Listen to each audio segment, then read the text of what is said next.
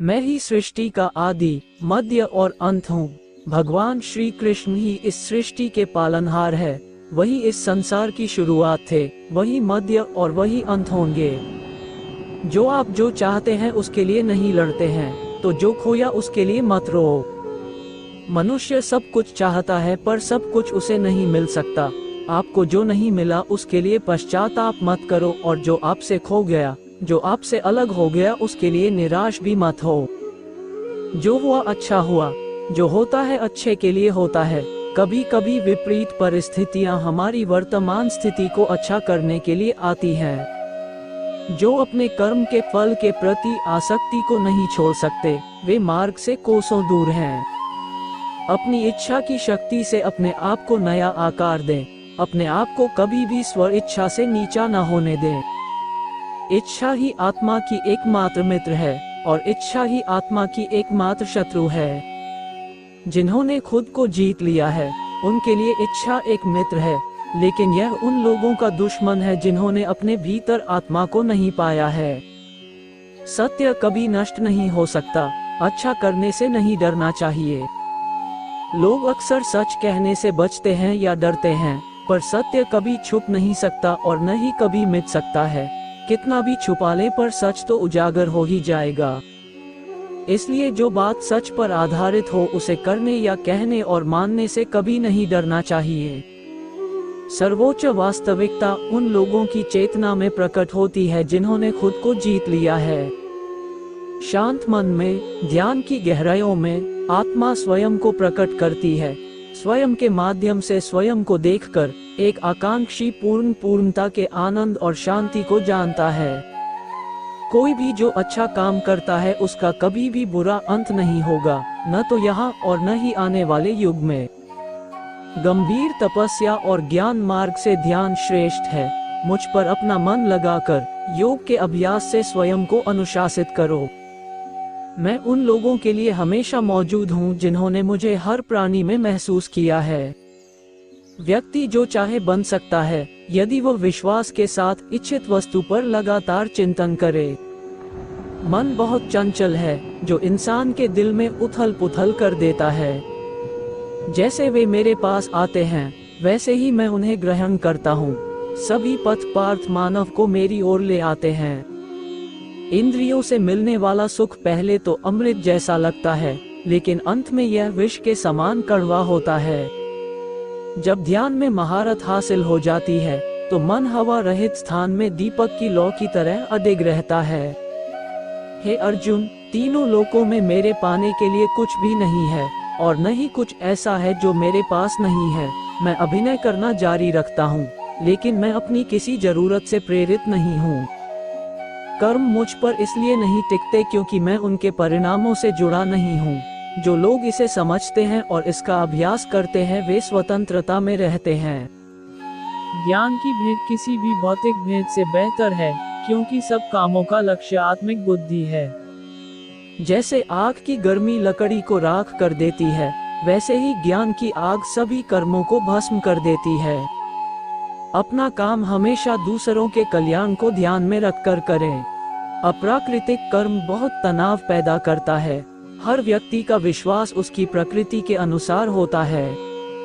मैं उन्हें ज्ञान देता हूँ जो सदा मुझसे जुड़े रहते हैं और जो मुझसे प्रेम करते हैं। मेरी कृपा से कोई सभी कर्तव्यों का निर्वाह करते हुए भी बस मेरी शरण में आकर अनंत अविनाशी निवास को प्राप्त करता है।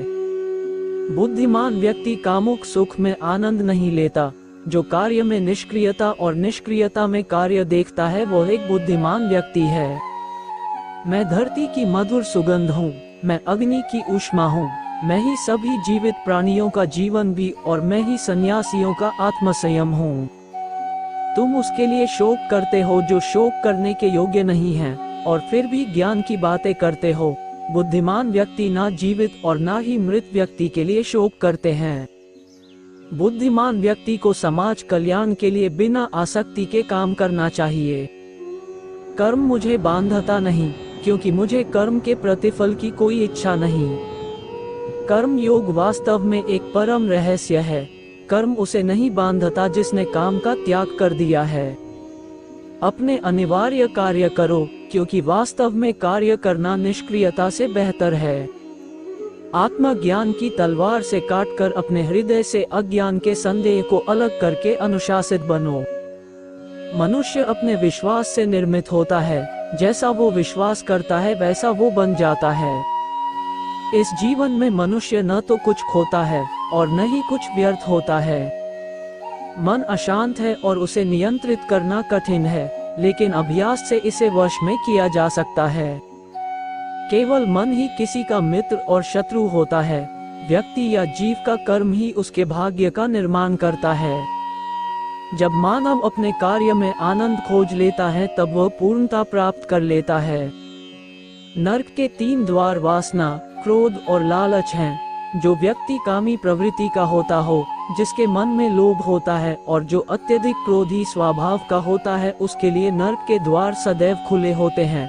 अर्थात ऐसे व्यक्ति को तो सिर्फ नरक में ही जगह मिलती है। क्रोध से भ्रम पैदा होता है, भ्रम से बुद्धि व्यग्र होती है। जब बुद्धि व्यग्र होती है तब तर्क नष्ट हो जाता है। जब तर्क नष्ट होता है तब व्यक्ति का पतन हो जाता है। सदैव संदेह करने वाले व्यक्ति के लिए प्रसन्नता न इस लोक में है न ही कहीं और। मन की गतिविधियों, होश, श्वास और भावनाओं के माध्यम से भगवान की शक्ति सदा तुम्हारे साथ है और लगातार तुम्हें बस एक साधन की तरह प्रयोग करके सभी कार्य कर रही है। ज्ञानी व्यक्ति ज्ञान और कर्म को एक रूप में देखता है, वही सही मायने में देखता है। प्रबुद्ध व्यक्ति के लिए गंदगी का ढेर, पत्थर और सोना सभी एक समान है। निर्माण केवल पहले से मौजूद चीजों का प्रक्षेपण है। उससे मत डरो जो वास्तविक नहीं है, ना कभी था ना कभी होगा। जो वास्तविक है वो हमेशा था और उसे कभी नष्ट नहीं किया जा सकता। जन्म लेने वाले के लिए मृत्यु उतनी ही निश्चित है जितना कि मृत होने वाले के लिए जन्म लेना। इसीलिए जो अपरिहार्य है उस पर शोक मत करो। जो मन को नियंत्रित नहीं करते उनके लिए वो शत्रु के समान कार्य करता है। वो सब कुछ करो जो तुम्हें करना है, लेकिन लालच से नहीं, अहंकार से नहीं, वासना से नहीं, ईर्ष्या से नहीं, बल्कि प्रेम, करुणा, नम्रता और भक्ति के साथ। भगवान श्री कृष्ण इस अनमोल वचन के माध्यम से कार्य करने की नियत का उल्लेख करते हैं। जब किसी भी कार्य करने में अगर लालच होगा, बेईमानी होगी, जलन होगी तो वो काम न तो सही होगा और न ही उसके परिणाम फलदायी होंगे। इसके अतिरिक्त जिस कार्य को हम पूरे मन से प्रेम पूर्वक करेंगे तो वो न सिर्फ हमारे लिए बल्कि समाज के लिए भी हितप्रद होगा। मैं सभी प्राणियों के हृदय में स्थित आत्मा हूँ। मैं सभी प्राणियों का आदि, मध्य और अंत भी हूँ। हर व्यक्ति श्री कृष्ण से जुड़ा है और श्री कृष्ण हर व्यक्ति से जुड़े हैं। वही हमारे आदि, मध्य और अंत है।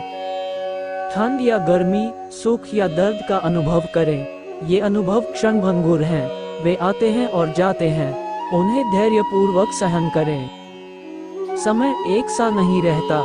आज दुख है तो कल सुख भी आएंगे और सुख के बाद दुख भी आना स्वाभाविक है। आपको पूरे धैर्य और श्री कृष्ण पर विश्वास के साथ अपना जीवन निर्वाह करना चाहिए। इस शरीर का मोह मत करो। ये तो माटी है, माटी में मिल जाएगा। अमर तो आत्मा है जो परमात्मा में मिल जाएगी। लोग अपने शरीर को सुंदर बनाने में लगे रहते हैं, पर आत्मा की सुंदरता शरीर की सुंदरता से कहीं ज्यादा महत्वपूर्ण है। शरीर तो नश्वर है, मिट्टी ही तो है, तो मिट्टी में ही मिल जाता है, पर आत्मा अमर है। इसलिए आत्मा की सुंदरता पर ध्यान दो। आत्मा की सुंदरता अपने को श्री कृष्ण में लीन करने में मिलती है। मन चंचल है, इसे और संयमित करना कठिन है, लेकिन यह अभ्यास से वश में हो जाता है। मन चंचल होता है, यह इधर उधर भागता है और किसी भी कार्य की एकाग्रता का दुश्मन है। लेकिन यदि यह व्यक्ति के वश में हो जाए तो इससे अच्छा कोई मित्र नहीं है। मन को एकाग्र करना जरूरी है, बस थोड़े से प्रयास और अभ्यास की जरूरत है। मेरे लिए न कोई घृणित है और न ही कोई प्रिय, न कोई निर्धन है और न ही कोई धनी। बस जो भक्ति भाव के साथ मुझे याद करते हैं मैं उनका हूँ और वो मेरे। कृष्ण कोट्स। श्री कृष्ण उन्हीं के हैं जो श्री कृष्ण के हैं। भगवान तो बस प्रेम भक्ति के भूखे हैं। जो भी उनकी भक्ति में ली होता है जो भी प्रेम से उन्हें याद करता है वो सदैव उसका कल्याण करते हैं।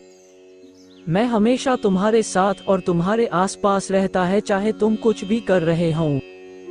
जब भी आप कोई बुरा कार्य करते हो या अच्छा कार्य करते हो, आपको लगता है कि कोई देख नहीं रहा, तो यहाँ श्री श्री कृष्ण कहते हैं कि तुम जो कुछ भी कर रहे हो मेरी दृष्टि सदैव तुम पर है। इसलिए आप यह मत समझे कि आप अकेले हैं, आपके साथ श्री कृष्ण सदैव हैं। जो कुछ हुआ अच्छे के लिए हुआ, जो हो रहा है अच्छे के लिए हो रहा है, जो होगा वह भी अच्छे के लिए ही होगा। जो कुछ हुआ अच्छे के लिए हुआ, जो हो रहा है अच्छे के लिए हो रहा है, जो होगा वह भी अच्छे के लिए ही होगा। तो सकारात्मक रहो और अपना कर्म करो। आप वही हैं जिसमें आप विश्वास करते हैं, आप वह बन जाते हैं जो आप मानते हैं कि आप बन सकते हैं। हमारी सफलता और असफलता इस बात पर निर्भर करती है कि हम खुद पर कितना विश्वास करते हैं। व्यक्ति जो चाहे बन सकता है, यदि पूरे विश्वास के साथ अपने लक्ष्य पर लगातार चलता रहे। जिस इंसान के चारों तरफ नकारात्मक लोग रहते हैं, उस इंसान का मंजिल से भटक जाना तय है। कहते हैं मन के हारे हार है और मन के जीते जीत। जिस प्रकार सकारात्मक विचारों से सफलता मिलती है, उसी प्रकार नकारात्मक विचार असफलता के मार्ग की ओर अग्रसर करते हैं। क्योंकि जैसा हम सोचते हैं वैसे ही हम बनते जाते हैं और अपने विचारों के माध्यम से ही हमें नकारात्मक और सकारात्मक परिणाम मिलते हैं। अपने अनिवार्य कर्तव्य का पालन करें, क्योंकि क्रिया वास्तव में निष्क्रियता से बेहतर है। मनुष्य ही एक ऐसा प्राणी है जो कर्म करता है, इसलिए कर्म करना प्रत्येक व्यक्ति का धर्म भी है। कर्म कार्य करने वाला व्यक्ति है कर्मवीर कहलाता है। इसलिए कार्य करते रहना खाली बैठे रहने से हमेशा बेहतर होता है। जहाँ भी सभी मनुष्यों के स्वामी कृष्ण हैं और जहाँ अर्जुन सर्वोच्च धनुर्धर हैं, वहाँ भी निश्चित रूप से ऐश्वर्य, विजय, असाधारण शक्ति और नैतिकता होगी। श्री कृष्ण विष्णु जी के 8वें अवतार, जगत के पालनहार और धनुर्धनों में श्रेष्ठ अर्जुन जहाँ होते हैं, वहाँ निश्चित ही विजय, असाधारण शक्ति और नैतिकता होती है। समय हमेशा चलता रहता है, कभी रुकता नहीं। यदि आज बुरा समय है तो कल अच्छा होगा। इसलिए आप बिना किसी स्वार्थ के सिर्फ कर्म कीजिए, फल समय खुद देगा। न तो समय रुकता है और न ही एक सा रहता है। बुरा समय हो या अच्छा समय बदलता जरूर है। आज बुरा है तो कल अच्छा, और अच्छा तो फिर बुरा समय जरूर आएगा। सुख के बाद दुख और दुख के बाद सुख आते जाते रहते हैं। इसलिए इस पर हमारा कोई वश नहीं है, लेकिन कर्म पर हमारा वश जरूर है।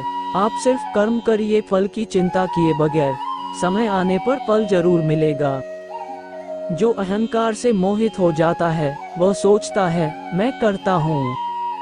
जो अज्ञानी व्यक्ति होता है वो ये गलतफहमी पाल लेता है कि मैं करता हूँ, सभी कार्य मेरे द्वारा किए जा रहे हैं, ऐसा जान उसमें अहंकार घर कर लेता है। परंतु इस सृष्टि में जो भी हो रहा है वो तो प्रकृति द्वारा किए जा रहे हैं।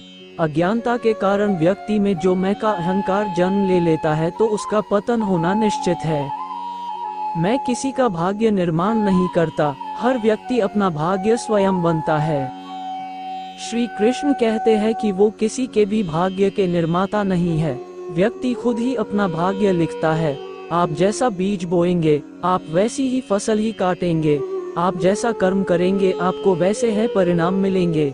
यदि विद्यार्थी मन लगाकर पढ़ाई करेंगे तो परीक्षा में सफल होंगे। इसलिए हर व्यक्ति का भाग्य तभी बदलेगा जब वो ऐसे कर्म करेगा। पृथ्वी, जल, अग्नि, वायु, आकाश, मन, बुद्धि और अहंकार, ये मेरी प्रकृति के 8 विभाग हैं। जो कुछ भी है वो वर्तमान में है, जो बीत गया है वो नहीं आएगा, और जो आने वाला है उसकी चिंता नहीं, बल्कि खुले हाथों से इसका स्वागत करें। भ्रम और संदेह से परे, जब आप भगवान से प्यार करते हैं तो आप हर चीज से प्यार करते हैं।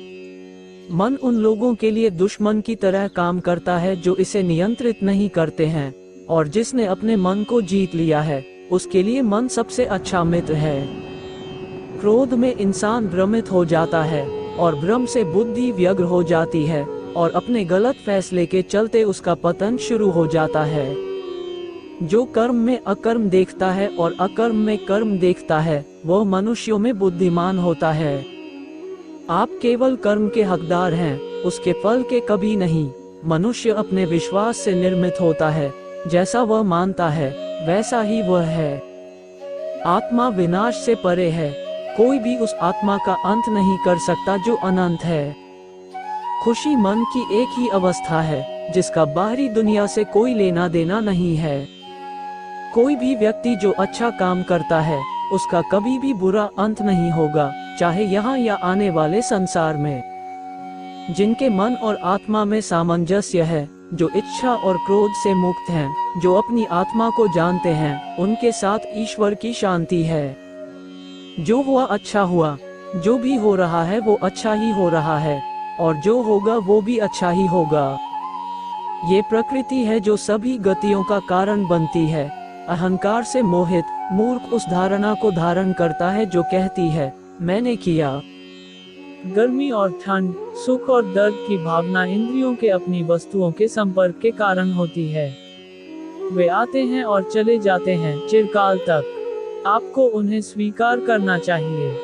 पूर्ण लगन के साथ अपना कार्य करो, लेकिन उसके फल की इच्छा मत करो, क्योंकि जब आप फल की इच्छा करते हैं तब कहीं न कभी आप अपने कार्य में पूर्ण रूप से समर्पित नहीं हो पाते। गति के लिए चरणों पर ध्यान देना आवश्यक है, किंतु प्रगति के लिए सदैव आचरण पर ही ध्यान देना चाहिए। अपनी इच्छा की शक्ति से अपने आप को नया आकार दें, अपने आप को कभी भी स्व इच्छा से नीचा न होने दें। बुद्धिमान अपनी चेतना को एकीकृत करते हैं और कर्म के फल के प्रति आसक्ति को त्याग देते हैं। हम जो कुछ भी हैं वह हमने जो सोचा है उसका परिणाम है। हम अपने विचारों से बने हैं, हम अपने विचारों से ढाले जाते हैं। ऐसा कोई समय नहीं था जब मैं नहीं था, न आप, न ही इनमें से कोई राजा, न ही कोई भविष्य है जिसमें हम नहीं रहेंगे।